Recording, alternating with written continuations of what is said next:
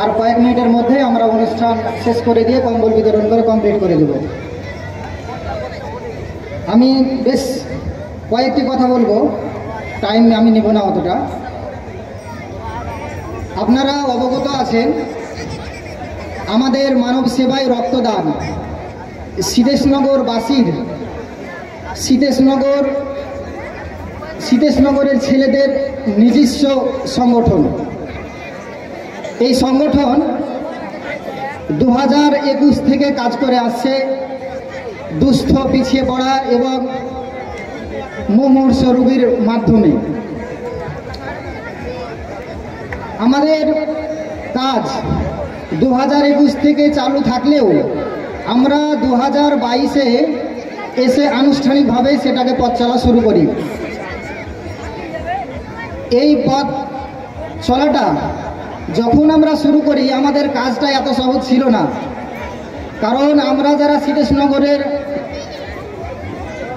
মোটামুটি 60+ মানুষ আছি, তারা ভালো করে জানি যে আমাদের গ্রামের ইতিহাসটা কেমন ছিল।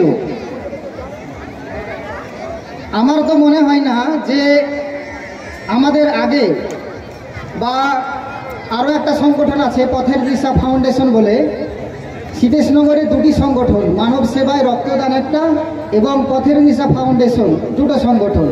এই দুটো সংগঠনের আগে আমার মনে হয় সিদেশনগরের বুকে এরকম সংগঠন ছিল না, সর্বপ্রথম আমরাই।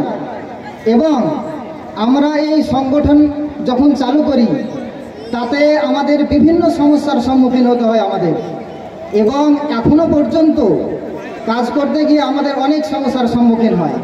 যেরকম আমি দুই একটা কথা বলি, আমাদের খুব দুঃখ লাগলে, কথাটা বলতে খুব দুঃখ লাগলেও আমাকে বলতে বাধ্য হচ্ছি আর কি।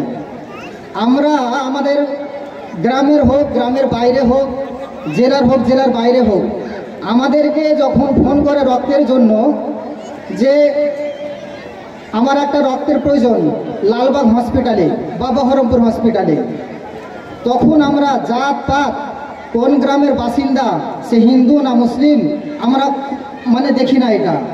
আমরা আমাদের টিম ফারুক আবদুল্লাহ, আবু রায়হান নাসির সমেত আরও আমরা যারা আছি সংগঠনে যুক্ত, তারা সবাই আমরা সেটাকে জোগাড় করার জন্য, রক্তটাকে জোগাড় করার জন্য আমরা ব্যস্ত হয়ে পড়ি যে কিভাবে রক্তটা সংগ্রহ করা যায়, কত তাড়াতাড়ি রক্তটা সংগ্রহ করা যায়।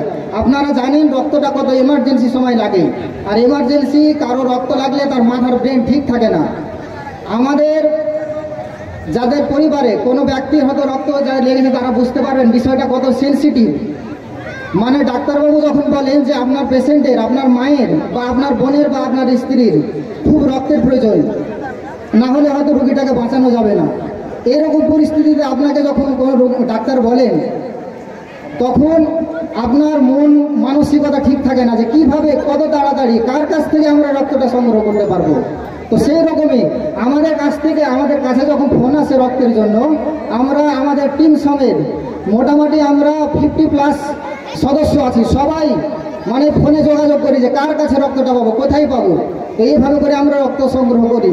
তবুও সংগ্রহ করার পরেও আমাদের বিভিন্ন রকমের আমাদেরকে বিভিন্ন রকম কথা শুনতে হয় এই রক্ত সংগ্রহ করে দেওয়ার পরেও।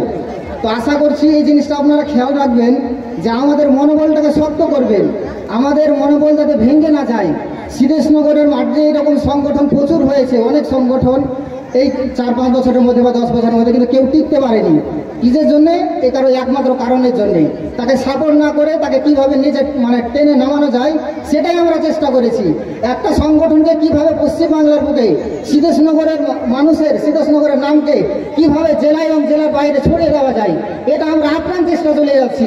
আর কিছু মানুষ আমাদেরকে নিচে নামিয়ে দেওয়ার জন্য, গ্রামেরই মানুষ, খুব বলতে লজ্জা লাগলো আমাদেরকে আজকে বলতে হচ্ছে যে আমাদেরকে নামিয়ে দেওয়ার জন্য কাজ করছে। তো অতএব যারা সুবদ্ধ সম্পূর্ণ মানুষ আছেন আমাদের সাহায্য করবেন, আমাদের পাশে থাকবেন। আমরা পরবর্তীতে আজকে যে অনুষ্ঠানটা করলাম এর থেকেও আমরা বিগত দিনে, পরবর্তী দিনে যেন বড় অনুষ্ঠান করতে পারি। সময় খুবই স্বল্প, আমি অনেক কিছু বলার থাকলেও যা হোক বলতে পারছি না সময় স্বল্পতার কারণে। অবশেষে একটাই কথা বলবো যে আমাদের সংগঠনের আপনারা পাশে থাকবেন, সাথে থাকবেন এবং দোয়া করবেন। আসসালামু আলাইকুম ওয়া রাহমাতুল্লাহ।